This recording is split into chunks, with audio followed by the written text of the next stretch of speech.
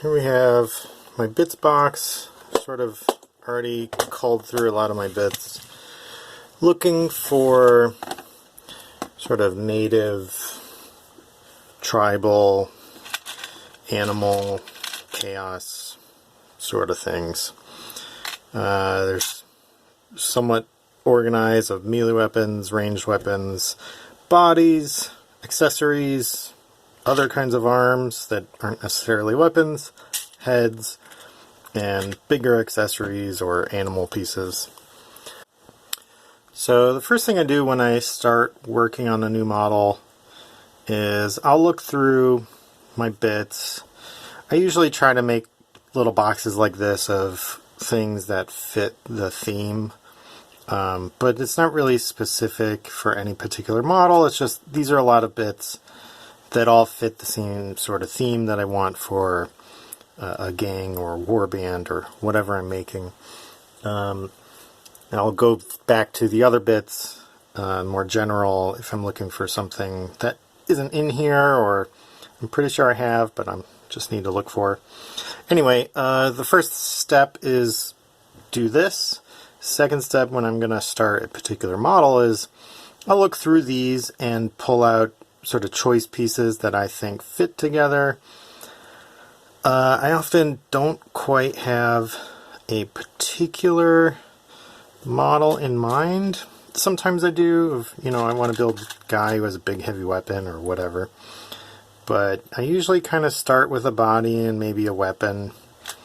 And I kind of like this guy, who's like a beastman body. He's got a little bit of armor.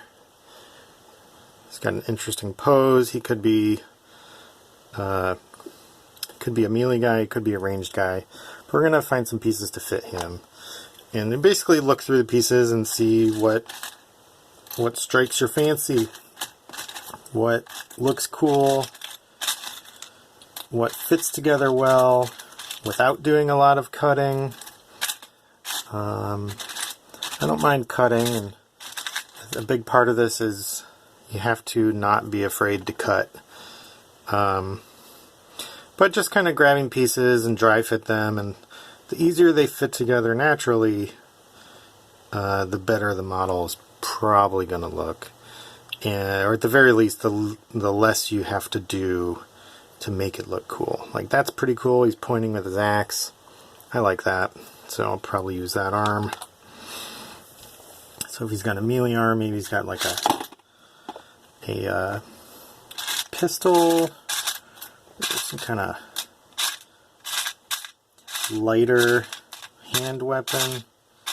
He could have a shield. Just kind of looking through and see what we come up with. He's got a bow. A bow doesn't really work if you already have an axe.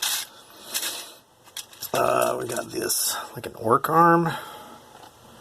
Be kind of big for him.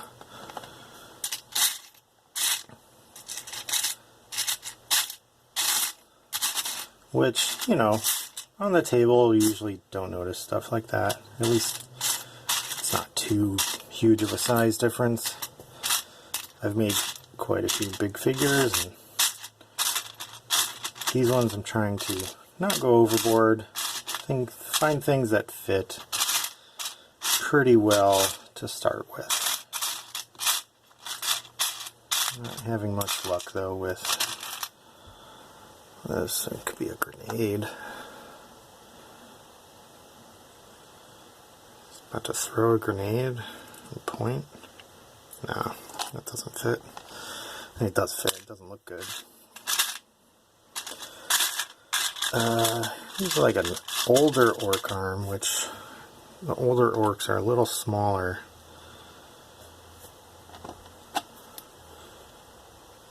So that could work.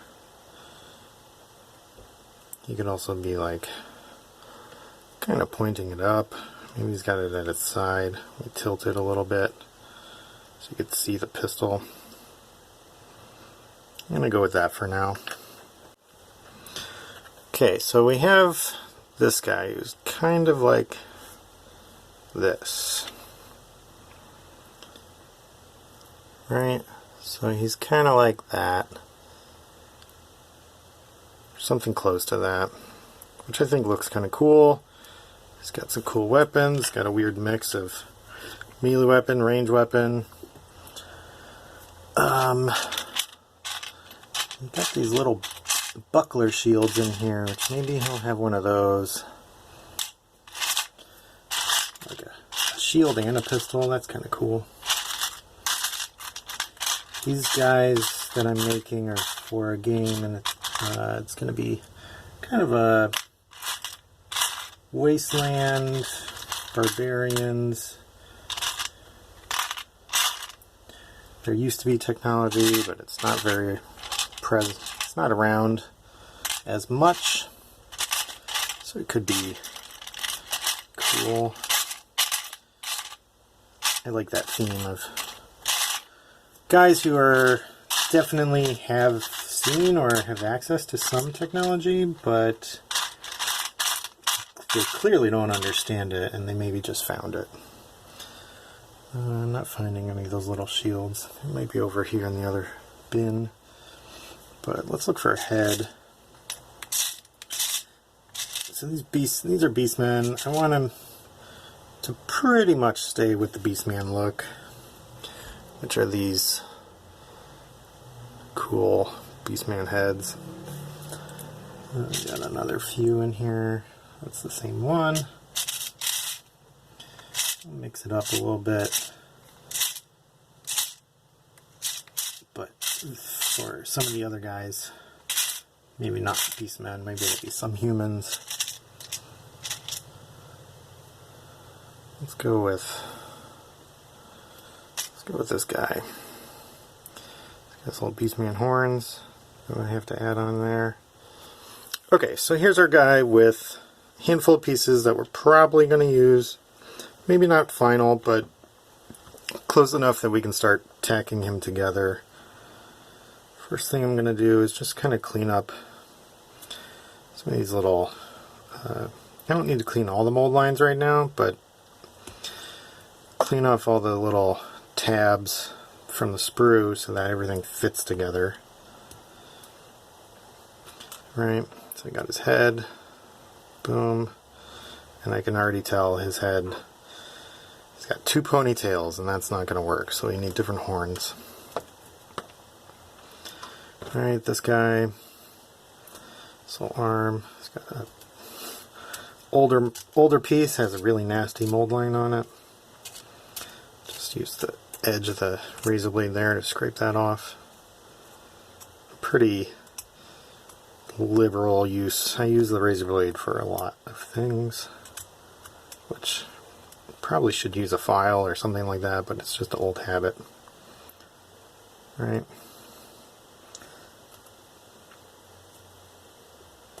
Let's get some of these. So I'm going to continue cleaning these off, and I'll come back when that's all done. So I've cleaned up a bunch of the mold lines on these pieces. I found a different head for a beastman that fits better on this body. It already has the horns on it, which works just fine. So it's pretty simple little build here. I have my little poster tack, which will just rip a few little pieces. So that's kind of what we're looking at here, which is kind of a cool model. Nothing crazy, but he'll get some more accessories later.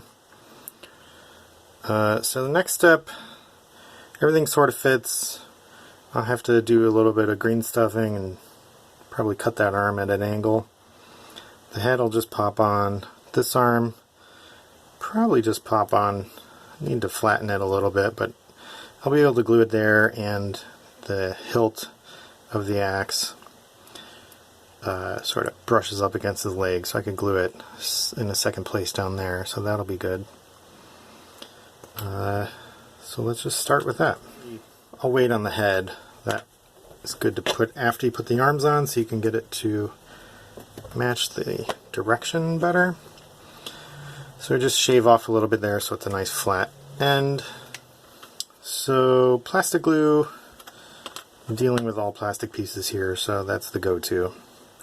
You get a little more time in curing, it doesn't stick to your fingers, and you can, if you have to position something, it's a little bit easier, although you have to hold it until it's a little bit set, which is not a huge deal usually. Come on, there's enough, there it is. Okay, so a liberal amount of plastic glue there. Just leave that that way so it'll pull up at the bottom. And we're going to do this. I'm going to hold it there, right? Got a bunch on this. It's on a cloth, that's fine. If it pulls up like that, it's going to ruin that plastic. But if you touch it, it's going to ruin it more. So just kind of let it be. It's on cloth, so it's going to look like cloth anyway. And we're just going to get that joint as well positioned as we can so that his shoulder looks appropriate. It doesn't have to be super flush because in more than all likelihood it'll be covered a little bit with a shoulder pad or some fur or something like that. So that area is looking pretty good. It's connected down here too. And that's that. I'm going to do his head because his head's going to be looking the same direction as his axe. And then I can form his other shoulder based on where his head is so I don't cover anything up. Especially these beastmen, they all have ponytails. You don't want to have the ponytail get in the way.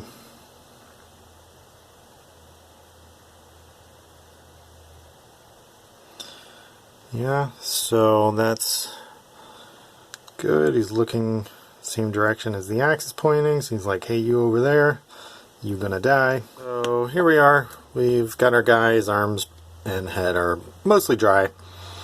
We have our other arm here. I was just taking a look at it, seeing how I think it'll fit.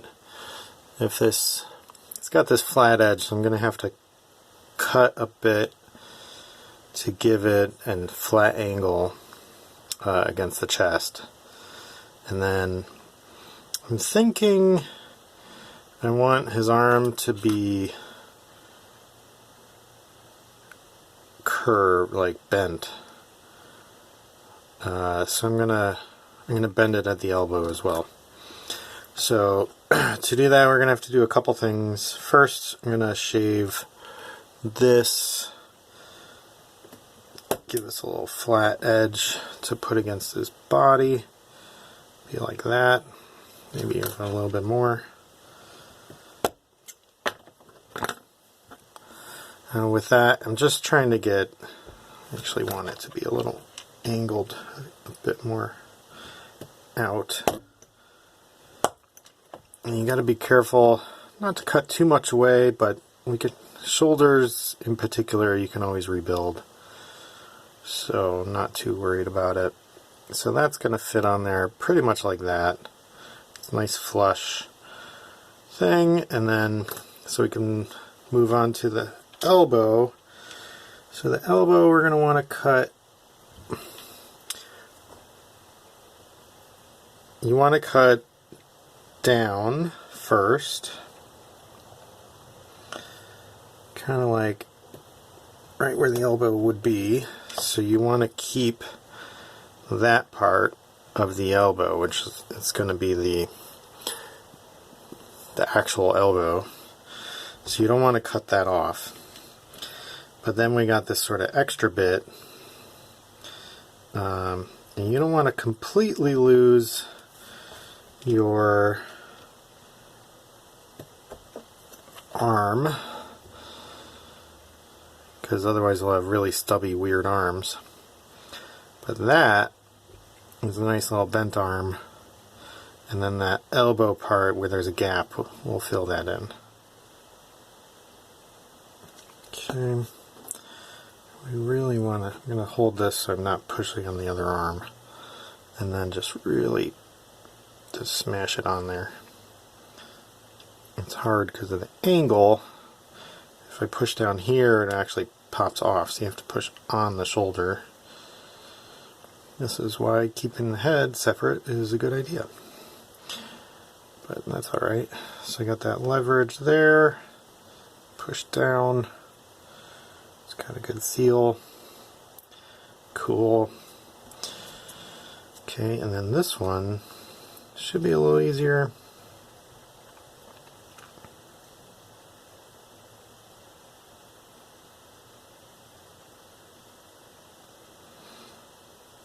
Definitely running out of plastic glue.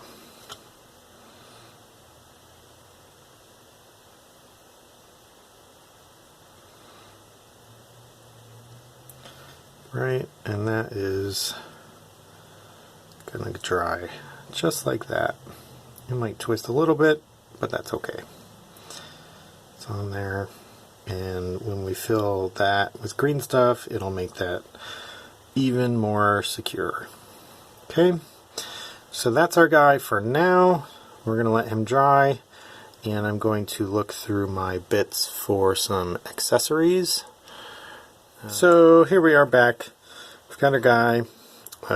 His arm is still curing, but it's on there decently well. I ended up pulling his head off as I was dry fitting pieces because I found a shoulder pad that I think will work good, but it was kind of hard to get it in there with his head on. So I just popped his head off. It still hadn't cured fully, so it came off pretty easily, and that'll glue right back on. So no big deal. Got a few pieces here for basing and a base. This is a 32mm base, which he'll fit on just fine. And then a few odds and ends, which I think look cool, but I'm not sure which ones will go together. I have a different shoulder pad, a cape. This is like a backpack, just a bunch of knives strapped together as a backpack.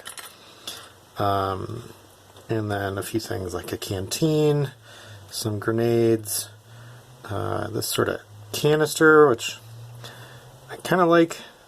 I'm not really sure what it is, but that's also kind of good because it could be anything. Which on a model like this, in a game, I'm not sure what he's going to be. It'll work. Anyway, so I think first thing I'm going to do is I'm going to pick which pieces I think I'm going to go with. All of these fit in different places, but they don't all fit together. So I think I like this shoulder pad. It's not super easy to put on, so I'm going to have to cut the arm a little bit, or cut this a little bit to make it fit. I think cutting the arm is going to be easier, so I'm just going to do that. Let's get a good grip on this guy, and it's basically cut flat here. Alright, and it's still not totally cured, so it'll just come right off. Right, I don't want to mess it up too much. So that's that. That fits pretty much dead on. I could flatten this a little bit and it'll glue to the arm a little bit better. Okay, let's get that little bit of flash off of there. Alright, so that's going to fit.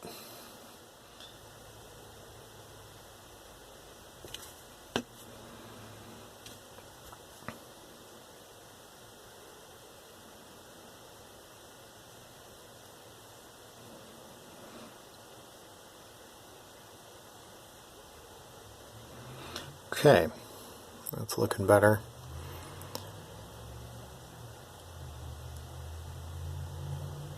Alright, so we're going to drop that, let it sit for a second, see how this cape is kind of a drifting to one side. Sort of fit over him like that, which looks good on the back with how he's standing. You definitely have to fill in over his shoulders where it goes. Yeah, I don't know about that. Giant backpack full of knives, though. That's pretty easy. Just kind of slap that on there. It's got a million backup knives. These little guys, if I put the cape on, these little guys fit really well on his back. He already has a bunch of stuff on his front, so I might do these on the back and leave the cape off. Right? Like that. Grenades. Boom. Just kind of fit right on there. Clear the flash. Right.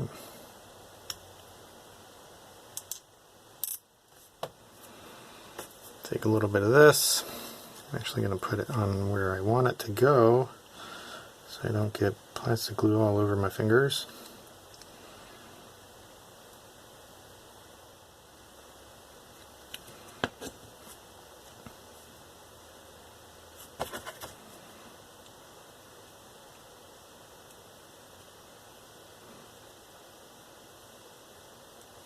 Okay, that's that. That's that. I don't know if he needs a second shoulder pad. He's kind of chilling with the one shoulder pad.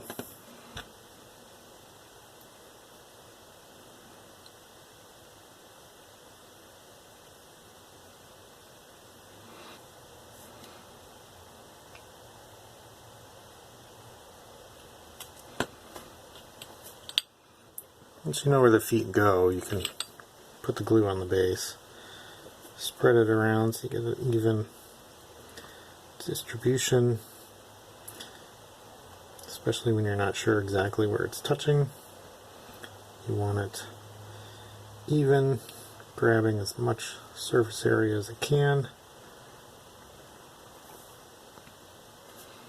Put this back here so in case he wants to fall over, he's not going to go very far. Alright, this little thing is just a little box. Looks like a box of ammo, but in the Wasteland it could be a box of anything. That's going to go right there. It's a little big, but should be fine. We can have this. This is like just a little green stuff wire. I'm going to run that into the box and then into the base, so it just kind of trails off. You just see a little bit of it. So let's do that.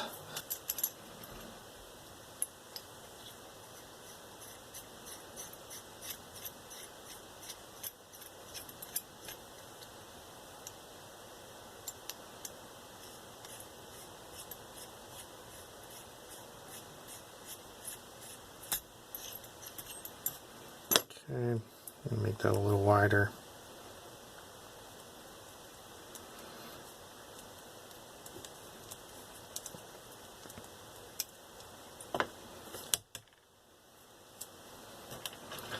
This thing's going to go right in there.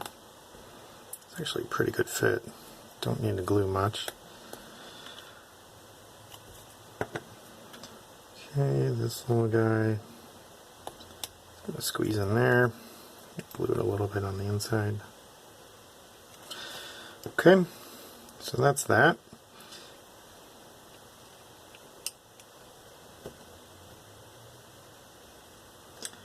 Okay, so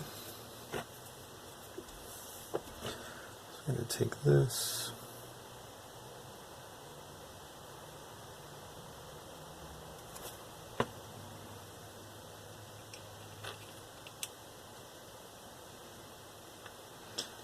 glue it just like that. Probably going to glue my finger, and we'll just scrape it off. Cool, cool. Okay, he's looking alright. He's got some weird technology on the ground. Maybe he's found an ammo box. Whatever. This is my favorite. Basing supplies. This is golden fiber paste. It is fantastic. It's really kind of like it's very soft, so it's not thick, but it goes on thick. But it dries in, very hard, and it has these little fibers in it, so it actually looks kind of like a strange texture. It's not really a ground texture, but it could be like plant material. I just kind of do a little bit on the base there, and it is water-based, so I can clean it up pretty easily. And then we'll also add some of my Vallejo earth texture, which is pretty fantastic. It is gravel, concrete, so much better than using sand because it doesn't break off. You don't need to worry about it. It dries about the same time as the fiber paste, so they both go on wet together, and then they dry about the same time, which is usually a couple hours, but I usually tend to give it overnight, and it's totally dry. And you can kind of mix them and get this nice, it looks black and white before you paint it, but when you do paint it, it is a pretty great earth texture. And that is pretty much our dude. Beastman dude, Wasteland Wanderer. He's got a cool pose, some nice weapons. Once all of this is dry, I'm going to have to go back in with some green stuff, which we'll come back to that. Here's our model right now. He's mostly done. Everything's drying pretty well. I started doing a little green stuff on the arm, but it wasn't quite dry, so I stopped. What we're going to do now is try to finish that up and do any other little green stuffing that we need. One thing to note, if you're new to green stuff, it's a little daunting, or it can be a little daunting. The first thing I suggest is go get a set of little rubber tipped sculpting tools. I got a set of these off of Amazon for a couple dollars.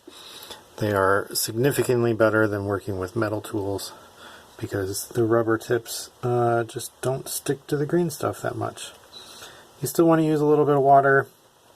I usually, doesn't sound very nice, but I will lick the side of my hand like that, rub it on my hand, so there's just a little bit of spittle. And that's enough to keep it not sticking to anything. So you got little gaps here. One thing with green stuff, again, it's a little tricky to get the hang of, but once you do, it's one of the best things. One of the tricks I always do is, no matter how familiar I think I am with green stuff, I will get a tiny little piece, how much I think I will need, right? Just that tiny little bit right there, and I almost always need to rip that in half. That's nearly always twice as much as what you actually need. Right? So a good rule of thumb, rip off how much you think you need, and then cut it in half, because you don't need that much.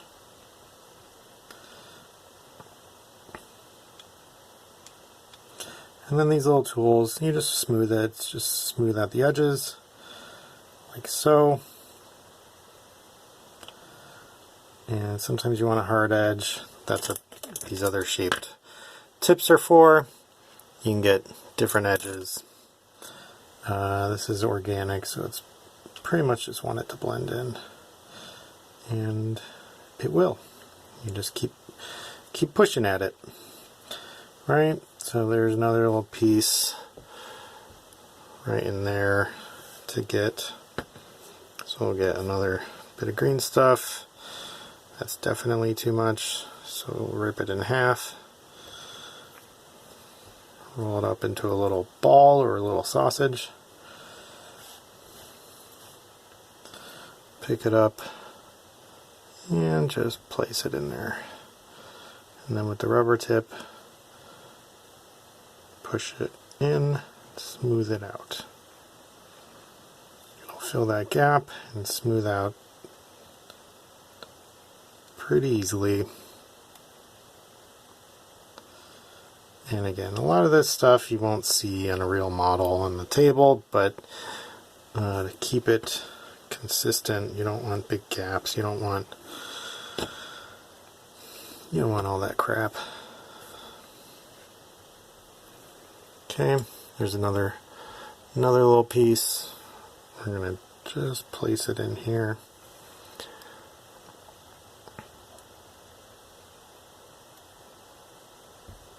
I actually do want more.